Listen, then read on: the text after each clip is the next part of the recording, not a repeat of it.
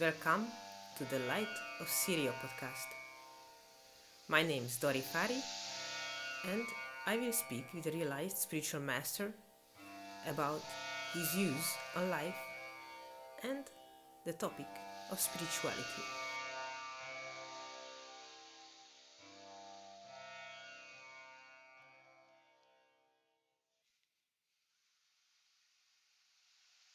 Hazur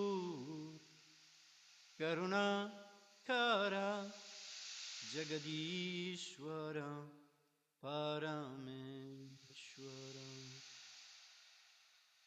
Maharaj Karuna Kara Jagadishwara Parameshwara Sanjeev Karuna Kara Jagadishwara Parameshwara Jagadishwara Parameshwara.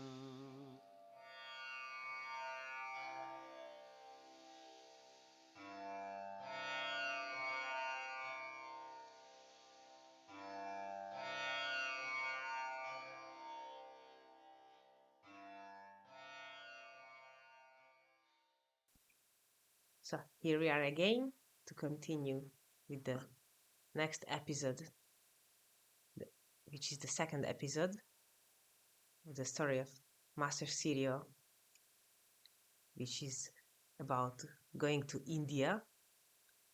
So, we are really eager to hear about your story. Actually, I got some very nice positive feedback after the first episode from some people who listened to it, and people were very enthusiastic to hear the continuation of your story. So it's much appreciated that you share all this with us in details, and it's really very nice.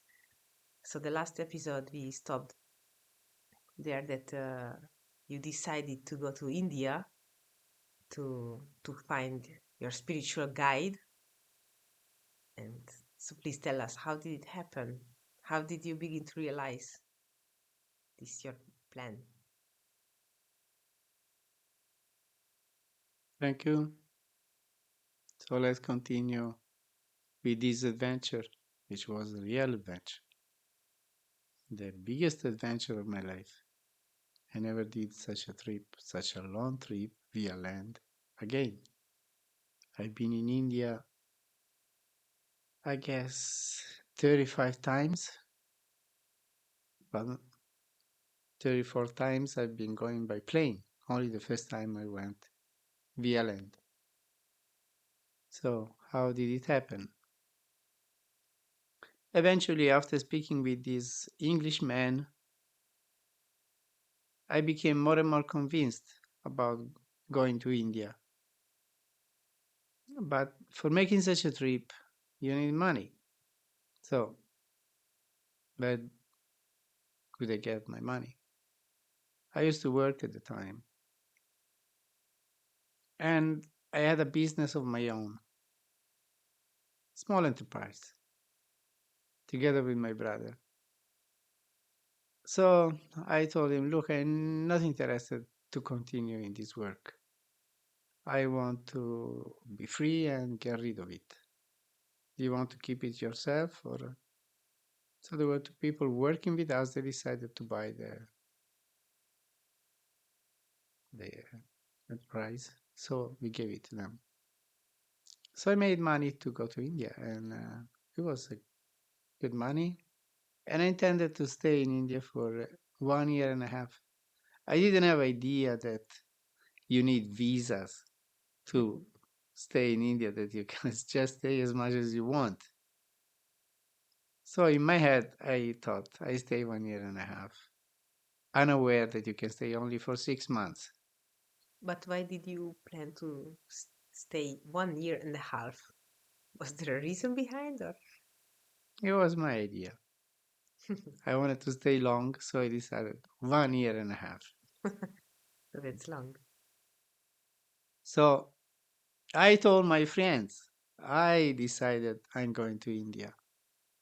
I want to find a guru that would have me get back that experience which I had in May 1972. But my friends also didn't have money. They didn't have uh, the situation appropriate for them to take such a trip. So none of them could go. I think all of them would have liked to go because at the time was really in fashion going to India. But they couldn't go. They couldn't make up the money. And one of them had some money. He was called Claudio Zaini. He was one of those with whom I started this commune there in Cernusco su Naviglio, living together there. So he followed me in my adventures. He followed me in my adventures with this commune, and now he was ready to follow me in this adventure going to India. But he was not even 18 at the time, or close to 18. And you will reach the mature age in which you can take decision about your life freely at 21 at the time. So he didn't have a passport, and his parents wouldn't have him having one. They didn't want him to get one because they knew his intention of going to India. Oh. So they didn't allow. But you could hear rumors, maybe also from that English man, that in Istanbul you can get a passport, just paying some money, a fake passport, easily. And with that, you can continue your trip to India. Up to Istanbul, you can go without passport. Just ID is enough. There you can buy one. So we took courage and we decided to go.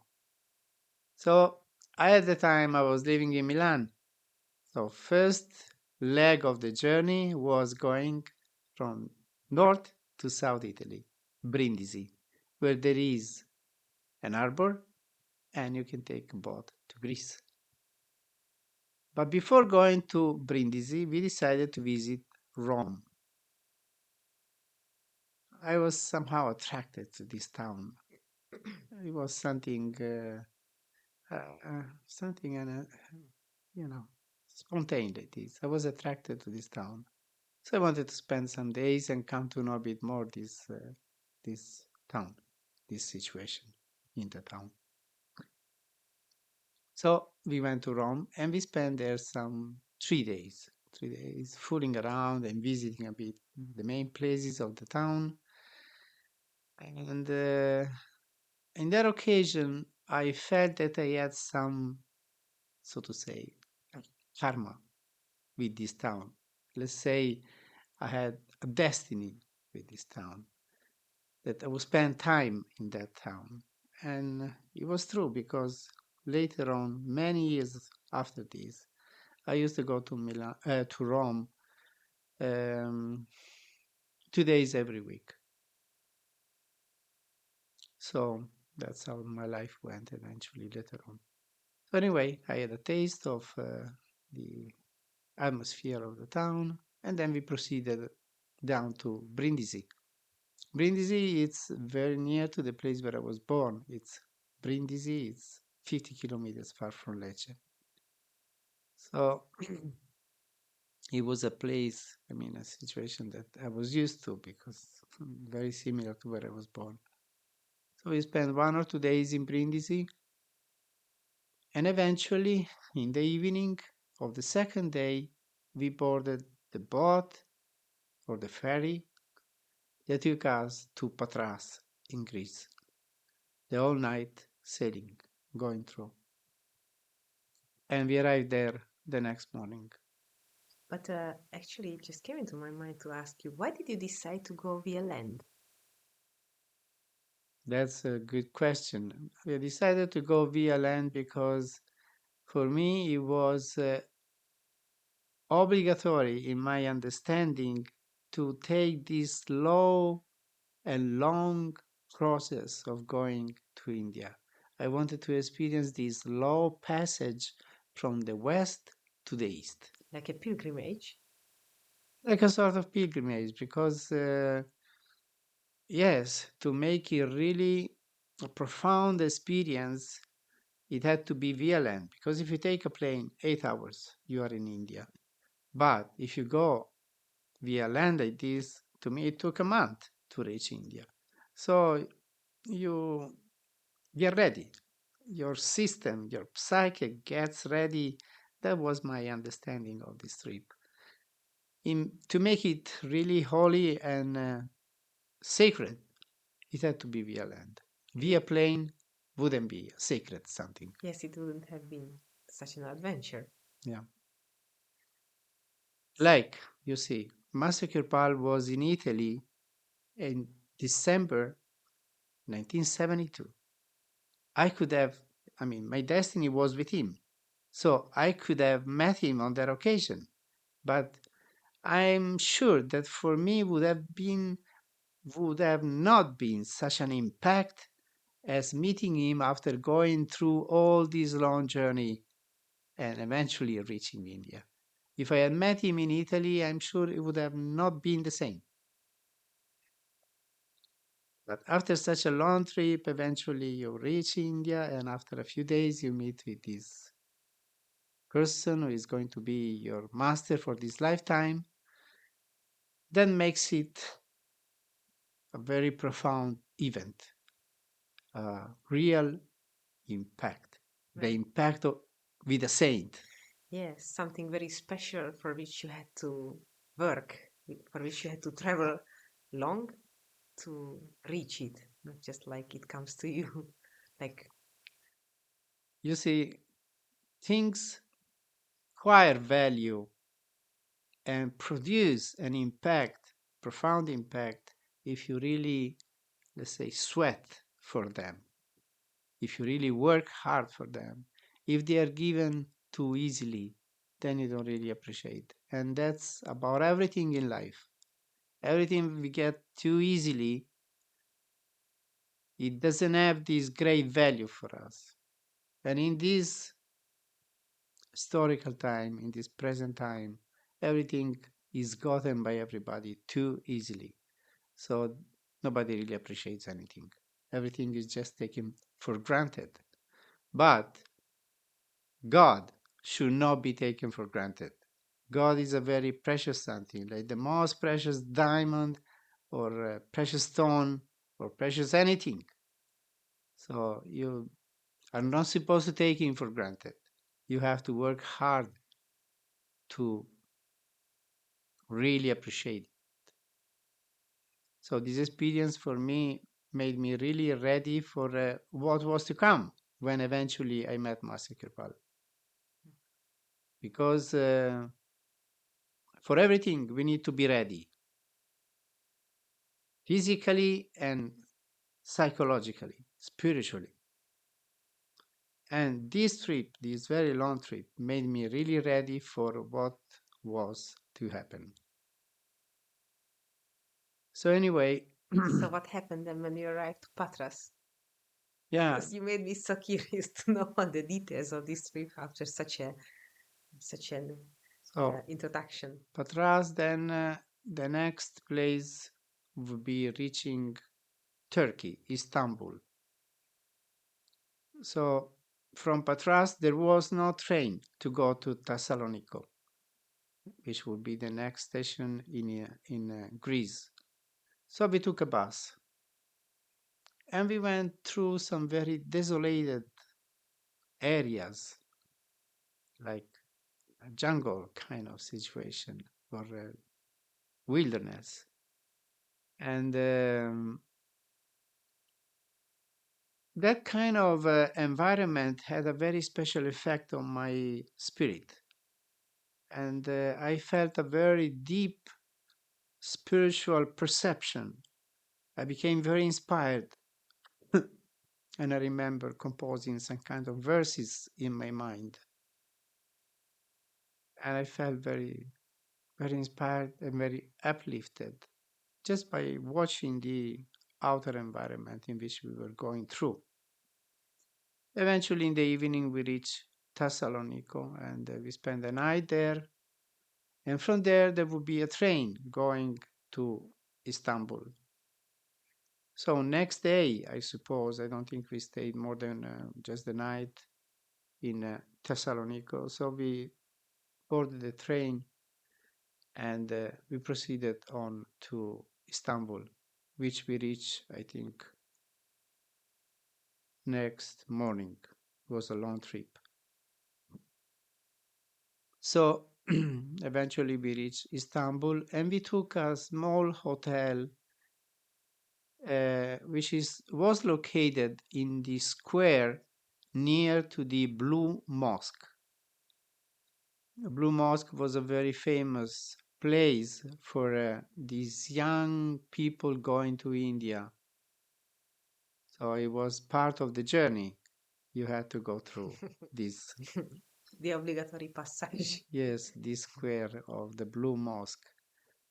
So, But did you get some indications how to proceed the trip before starting, or?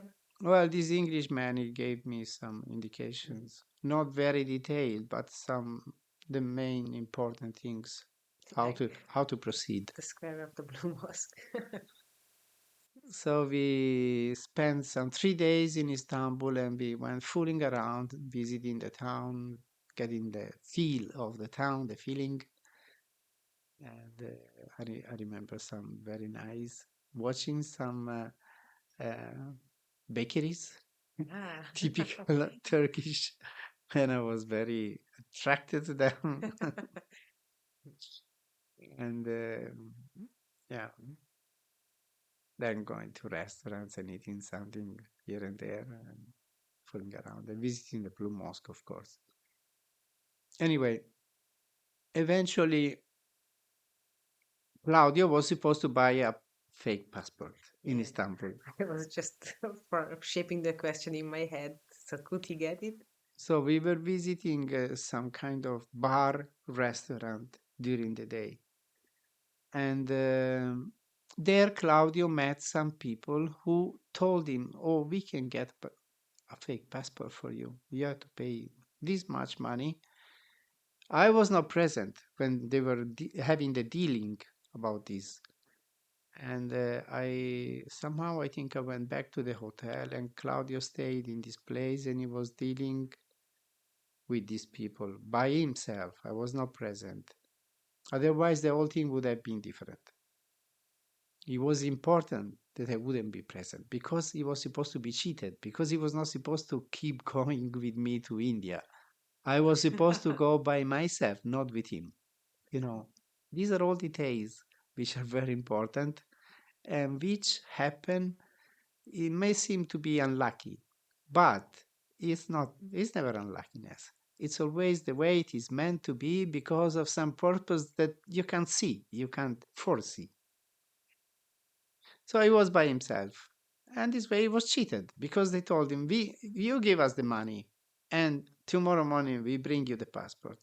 Now, if I had No. been present, I would have said, okay, I give you more money. And tomorrow morning when you bring the passport, I will give you the rest of the money. But Claudio gave the whole money, which was supposed to pay for the passport. So, of course, next morning, he went from the hotel down again to this place to meet these people, and they never appeared. So he was cheated. Poor Claudio. So he lost quite a good amount of money, didn't have much money already. So he lost quite an amount of money for this passport, and he didn't get the passport. So, because of not having enough money and because of not having the passport, most of all, he couldn't proceed. So he had to go back to Milan. Now, the uh, situation was such that if I wanted to continue, I had to continue by myself. And at the time, I didn't speak any English. No, now, taking such a long trip by myself without ever being able to understand anybody and to make myself understood by anybody, it was quite a challenge to accept in my mind. So I was pondering over, should I continue or should I go back also to Milan? So Claudio said, look, now when I was down in the Scarab the Blue Mosque. Blue Mosque Square, I saw a van from Italy, Como, which is a town very near Milan. He said, maybe they're going to India. Let's go down, see if it is still there. And if they come, these people, we may ask if they're going to India or not. So I thought, wow, then maybe it's a possibility. So we went down and the van was still there, parked there in the square. So we thought, let's wait, see if they come. So we waited maybe half an hour, and then we saw four boys and a girl approaching the van and opening it. So I took the courage and I asked, hello, sorry, I want to ask you something. Are you going to India by chance? And they said, yes, we are going to India, just that. A- And I asked, could they join you and come along with you? Because this friend of mine cannot proceed. He has to go back to Italy. He doesn't have a passport. So from now on, I should proceed by myself. And could they join you, please? So they were not happy with the idea because I think they already decided if anybody wants a lift, we don't give because we are five and that's enough. So everybody turned towards a certain man of the group, who was called Cesare, and they indicated yes to decide. So I was going to say no, no, no, no, no, not possible, but he couldn't say no. I saw in his face he wanted to say no, but he couldn't say it.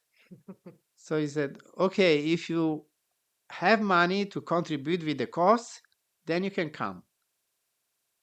So he said, "Of course, I have money to contribute with the cost because anyway, if I go by train or by any public transport, I have to pay." So they said, "Okay, we are going. Just hurry up."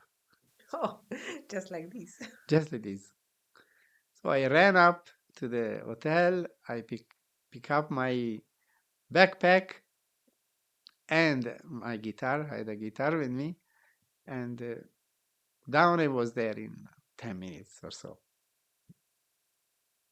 So we started off for this very long trip from Istanbul to India, which would be some 7,000 kilometers. Wow. And what happened to poor Claudia? So Claudio, he had to go back to Italy and he didn't have much money. So he tried to hijack going. He didn't go the same way through Greece and then Italy, but he went through Bulgaria, Yugoslavia, and eventually Milan. So he had some money, he bought some tickets, but also he was hijacking. So he had went through such a very tough adventure, really very tough, very difficult to reach back home. But eventually he did. He survived, and he was alone anyway. So he was brave. Somehow he managed. So we started off this trip and we went through many small villages in Turkey. I remember going through the mountains, finding the snow because we were still beginning of March. This trip began for me in Milan on the 2nd of March. So now we were maybe around the 10th of March. So going through Turkey, then we eventually reached the border with Iran. So we entered Iran, and at the time, Iran was quite, let's say, modern, westernized, really, because there was still the Shah, there was not yet the Khomeini revolution. And so it was more modern, I could say, than Turkey. And Eventually, we reached Tehran. And there we stayed some 3-4 days to visit the town and also to allow the other 4 boys and girl to get their visa for Afghanistan because that's how they proceeded. I had all the visas already. I got all of them in Milan. But they went on like this. They say in Turkey they got the visa for Iran. Now in Iran they got the visa for Afghanistan. Then in Afghanistan, in Kabul, they got the visa for Pakistan. And like this. But did they have a specific plan or they were just traveling like this? So of course they were traveling. At the time there was quite a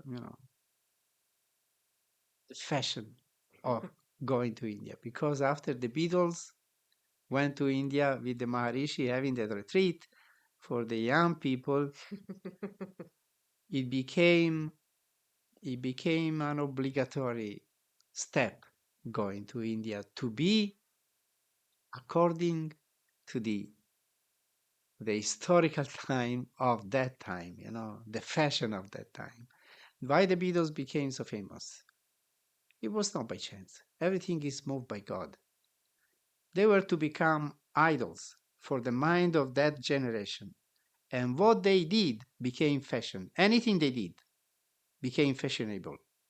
So also going to India and having a spiritual retreat with a guru became a motive of fashion, which inspired so many young people to repeat the same route, the same way.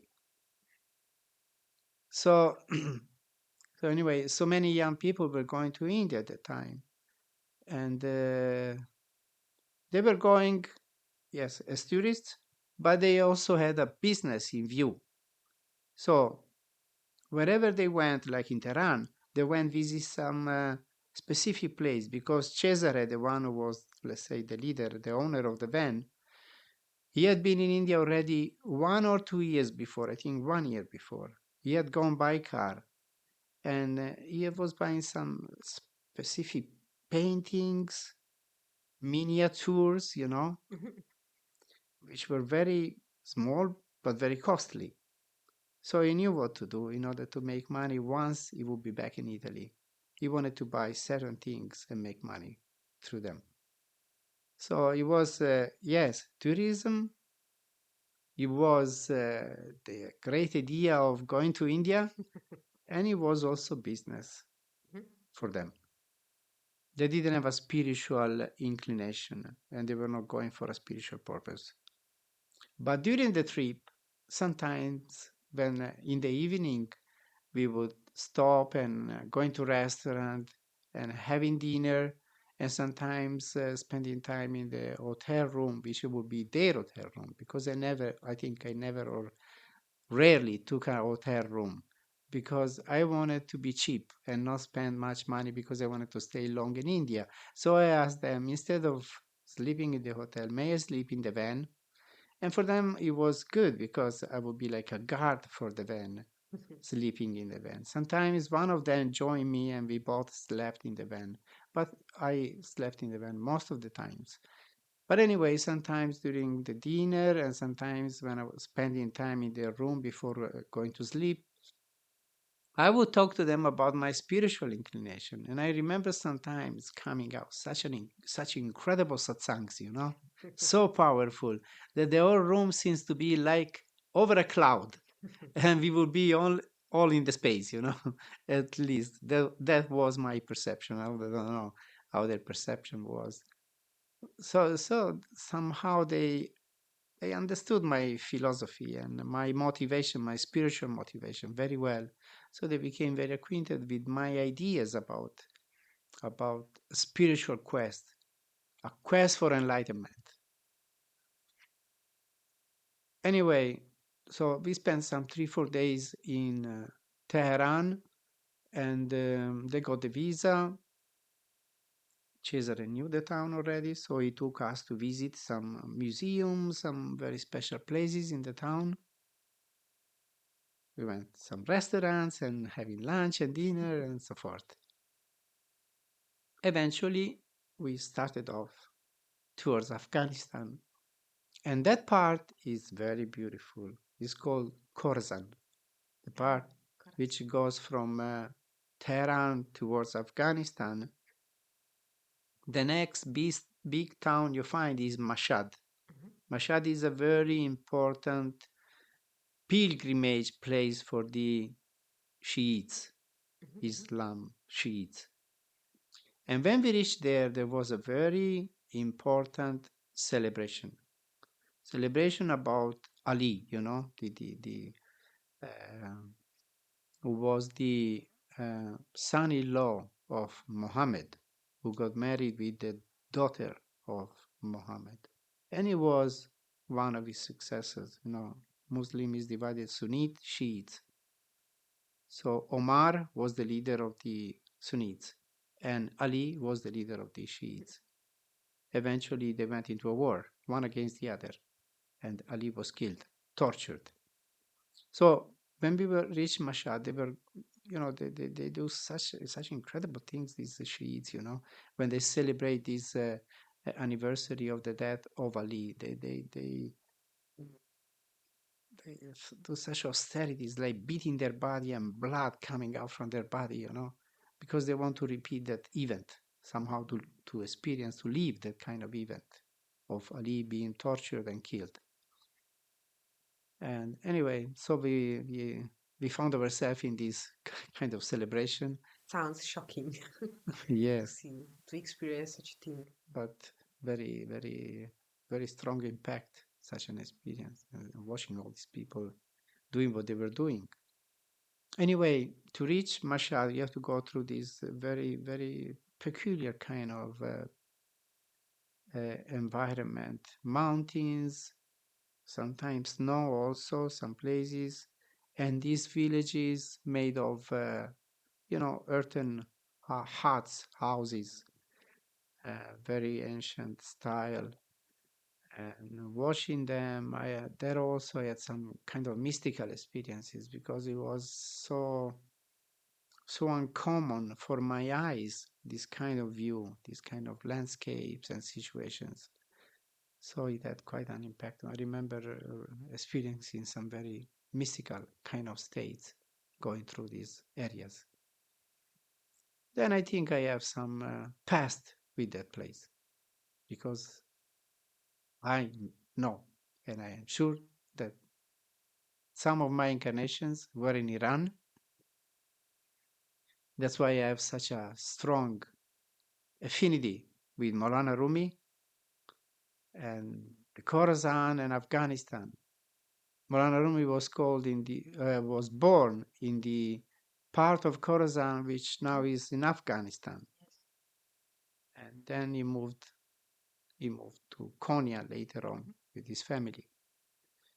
So that place, that area for me had a very strong mystical appeal.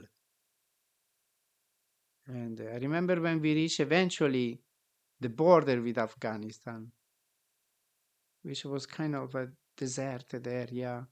Afghanistan is very deserted in many of its areas. And waiting for the authorities to watch our passports and visas, there also I had such a mystical feeling, such a mystical inner condition, which was really fantastic. So we entered Afghanistan, and the first town you find when you enter Afghanistan is Herat. And Herat at the time, it was really like, oh my, like going back centuries, comparing with Europe, with Italy, Afghanistan, and especially Herat, it was like going back centuries. There were rarely any cars. There were mainly charts with horses and bikes and people walking. That's it. So since Cesare knew very well the all places we were going through, also Herat he knew, so he knew where to go. So he took us to a hotel. That we They spent the night, And actually, on that occasion, we all slept in a school. Somehow, we knew some people in Herat, and they allowed us to sleep in a school. So we slept on the floor with sleeping bags, I guess. And Maybe the van would have been more comfortable. well, when you are young, you don't care. You sleep anywhere. That's how I was, and they also were more or less like this. So I think just on carpets. Afghanistan is full of carpets everywhere. And when we were in Herat, I guess, Cesare took us to a family where they were doing carpets, making carpets. Mhm. So we could watch the procedure, how they make a carpet. They explained to us very well how they make a carpet. We were Wow, watching all of this. nice.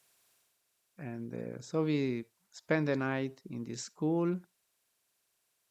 And I guess the next day, at some point, we started off towards Kandahar, which is south of Afghanistan. Because in Afghanistan, there are not many roads. So if you want to go from Herat to Kabul, you have to go first through Kandahar, and then from Kandahar, you proceed on to Kabul. So we went this long trip from Herat to Kandahar. The roads in Afghanistan were not so good at all, very, very narrow. So I would say only one car could be on the road.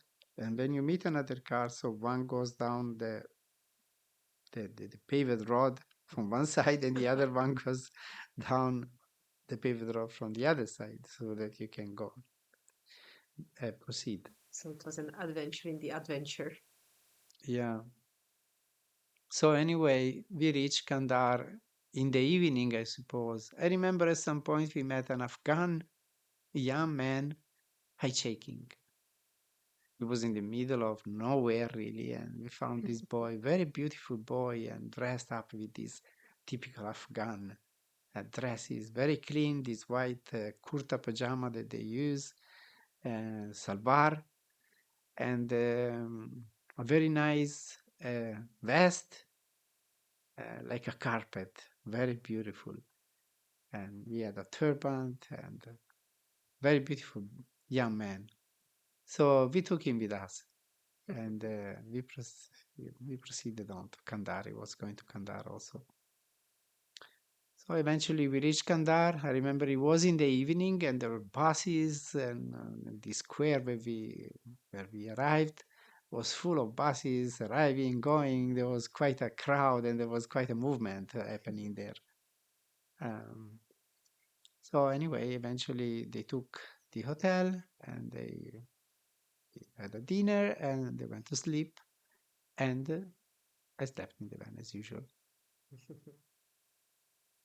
And during this trip, did you happen to meet other Westerners with whom you interacted, or just because it sounds as you describe this trip going Iran, Afghanistan, like this sounds very desolated, like No, there were like caravanserai, some places, which in the middle of nowhere there would be kind of caravanserai, where even in the past, where the caravans were moving, doing their business, they would stop in the night. So they were still there, those kind of hmm. places. So we would stop sometimes there, and you would always see young people from Europe or America, either coming back from India or going towards India. So they would, stop at those places with the bus, maybe if they were traveling by bus, because Afghanistan, for instance, had no train at all. There were no railways. So you had to go by bus. So these buses from time to time, they would stop at places, for toilet, for drinking something, for this and that. So there you will always find some boys coming, boys and girls, either going to India or coming back from India. I was now going through this, typical route through which all these people used to come and go to India because I was lucky enough to go with these people with their van. Otherwise, I would have also had to go on buses and trains with all these Yes. people going and coming back from India. On the way back, I went through this way because I didn't have a van to go. So I had to go through trains and buses and very long journeys like this. So eventually, anyway, we reached Kabul. And in Kabul, I had a very interesting meeting with a boy from Genova, an Italian boy. He had been in India in an ashram of a certain so-called Guru Maharaj. At that time, there was quite a rumor about uh, this guru. He was a very young guru. At the time, he was 14 years of age. So he became famous through the medias, even in Italy, of this guru coming from India, 14 years old, Mhm. and making lots of followers in the West. So all over Europe and America, he had lots of followers. So I heard about him already when I was in Italy. So he had been, this boy from Genova, I don't remember his name, he had been in the ashram of Guru Maharaj in Hardwar, which is near Rishikesh. If you go up towards Rishikesh, first you find Hardwar, then after 40 kilometers there is Rishikesh. So there was an ashram of this Guru Maharaj in Hardwar, and he had been spending time there. And he talked to me in such high terms. You know, my idea was to go to South India, to Pondicherry, because I had been reading the synthesis of yoga of Aurobindo, and I wanted to go to visit his ashram. I took him as my ideal, my guru at the time. And so my idea was to go to Pondicherry. But there, this trip, this meeting was also very important because somehow it began to change my mind about going to Pondicherry and take a different direction, which was very important. In life, every step is important. And in this, my trip, every step I took, it was very important. So meeting with this boy was also very important because by telling me about this ashram in Hardwar, somehow he inspired me already in changing direction and going north instead of going south. So he told me about his experience in this ashram. He told me it was incredible. It was such a blissful experience for me, like like a journey inside of myself, like a trip inside of myself. That's what he told me. So you should go and visit this ashram. If you happen to go north and you find yourself in Hardwar, go visit this ashram. It's very valid, very important, very valuable. So I began thinking about this possibility. Eventually, uh, in uh, in Kabul itself, we went to the embassy because these my companions they had to get their visa for Pakistan. So there at the embassy, we met with another boy from Turin called Adriano. So we didn't talk to each other, but we saw each other and we understood that we were both Italians. Later on, I met this boy again in Pakistan, in Lahore, in a museum. I was visiting a museum with my friends, and we met there. So, you were in Kabul in the embassy. Yes, I'm going back to India. So we began talking, and he was going to Rishikesh. Near Hardwar. So I told him, oh, a boy in Kabul told me about an ashram in Hardwar, and he inspired me to go visit this ashram. He said, so why don't you come with me? I go to Rishikesh, and you stop in Hardwar and go to visit this ashram. So that's why I eventually, once I arrived in India, I changed direction. Instead of going southwards, I went. So like God wanted to make sure that you don't start to the south. He sent somebody in Kabul to tell you, don't go to the south, go to the north. Because your destiny is not in the south. Yes, and then it's in the north. Just to be sure, he sent another person saying, look, I go to north, come with me. Well, so that's how you arrived to India. It's an amazing story, really great adventure.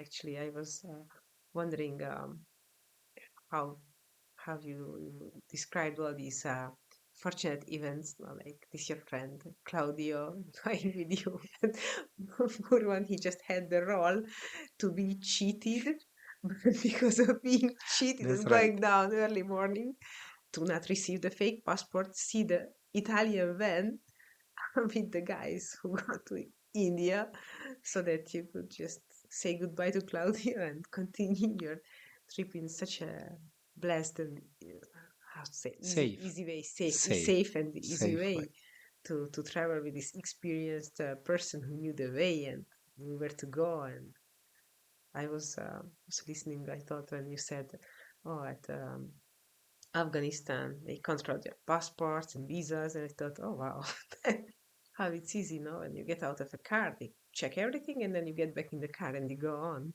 That sounds nice.